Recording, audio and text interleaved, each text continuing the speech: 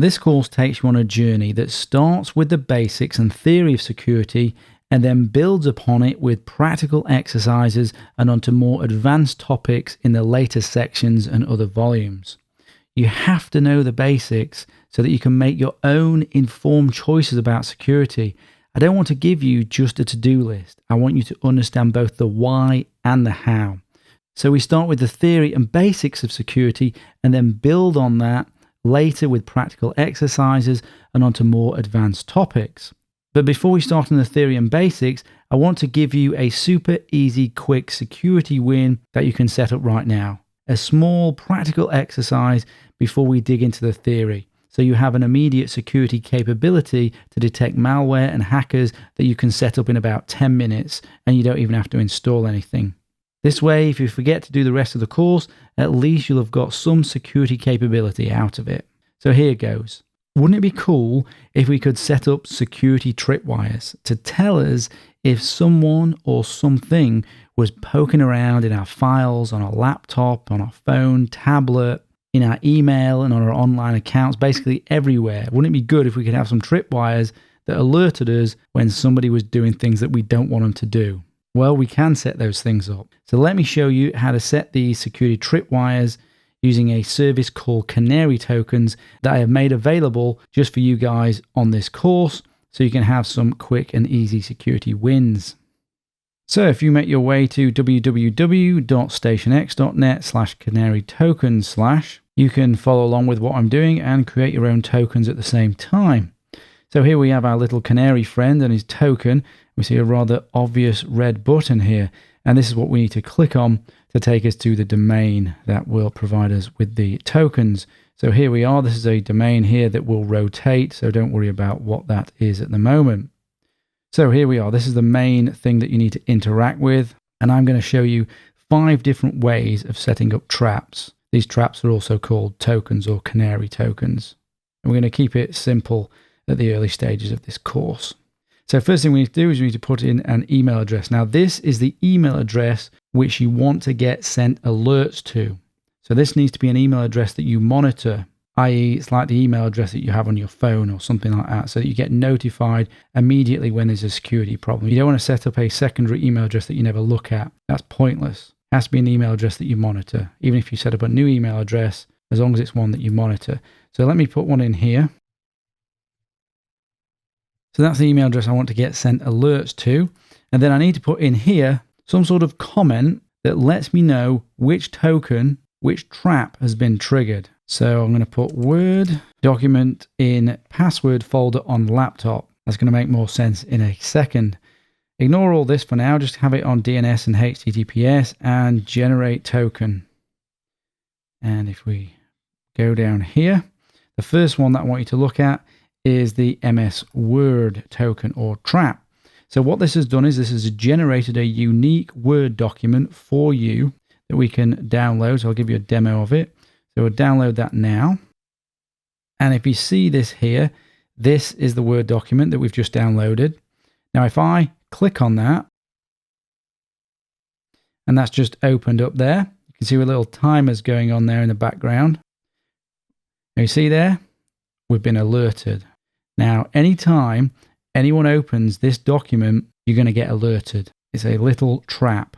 And this little trap should work on most operating systems, most versions of Word. But there's no 100% guarantee that it's going to work on every system and with every version of Word. So if it doesn't work for you, then try one of the other tokens that I'm going to show you in a second. So let me close that. Now I've created another example here. You can change the file name of this document, by the way, to anything that you like. Make it enticing for someone to click on. If I open this one a second, just open this fully.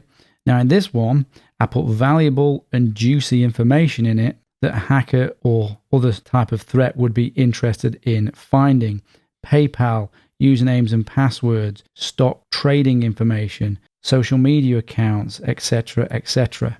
Those are the sort of things that a threat is going to be searching for. If he's on your laptop, your device, your phone, within your email, he's going to be searching for keywords.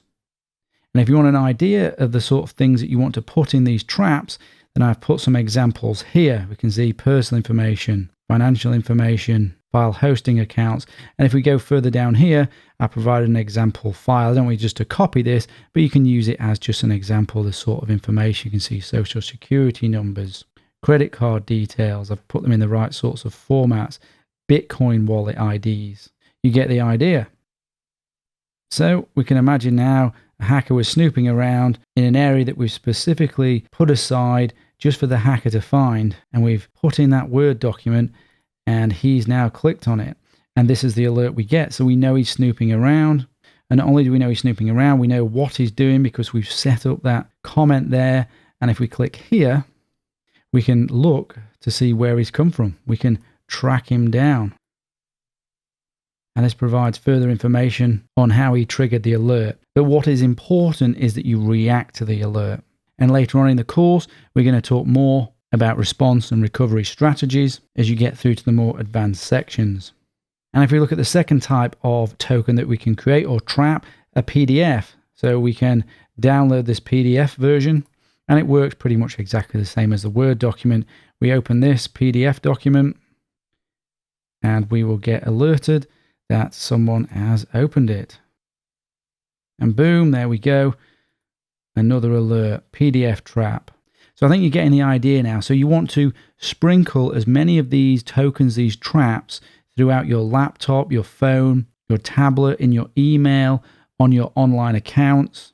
So for example, you could put it in your Dropbox and maybe the staff at Dropbox are looking through your documents. They open the Word document, boom, you know someone's snooping in there. And as I say, they need to be interesting, enticing, and valuable. And you can get that sort of information from here. Now, let me show you another sneaky way of setting up a trap. Fake email of passwords number 1. Oh, by the way, if you put it on that one, you'll get more information in the alert about who the hacker was with this type of trap I'm about to set up now. So choose that one. So generate. And if we pop down here, we're going to go to web bugs. And we're going to use 2 web bugs here. So let's just grab that URL. So that is a clickable link that if the hacker clicks on, you're going to be alerted. Let's open up an email here. Right. Let's just pop that in there for now. Then we're going to send this to ourselves. We could send it from a different account, but all that matters is that the 2 email address is the account that you're wanting to be monitored. You're wanting to know if a hacker is in there. We need to create an enticing subject. And then just as an example for this one, I'm going to go here and I'm going to copy all of this stuff here into this email.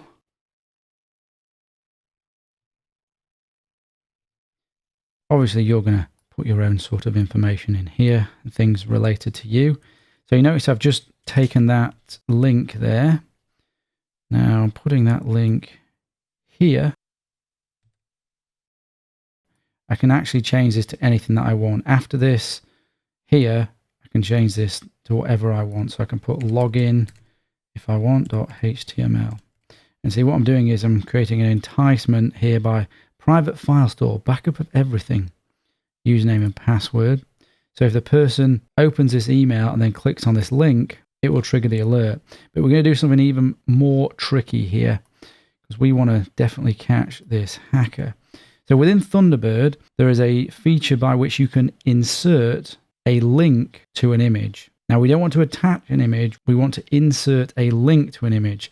So if we go on insert an image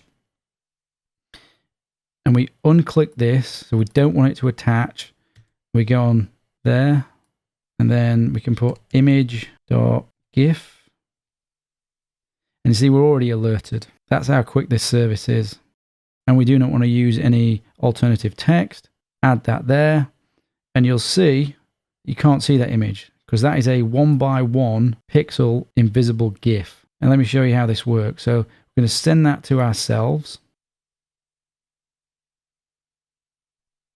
So there we go. That's our little trap there. Now we can choose to open it, leave it as an open email, or we can leave it as an unopened email. But no matter what, if someone's in our email and they're searching for whatever it is that they want to be searching for, maybe they're interested in PayPal accounts, well, there we go. That comes up. They're searching for bank information, credit card information. That's going to come up. And all they need to do is just open it. You don't even need to click on a link. Boom, caught them. You know they're poking around in there. But let's say that doesn't work for whatever reason. It should. Then there's still things like that to entice them. Click on that. Boom, caught them again. Now, in order for us to have inserted that image, I went on this, insert image. Now, you may not have this functionality available in the email client that you use. It may not even be available to do this.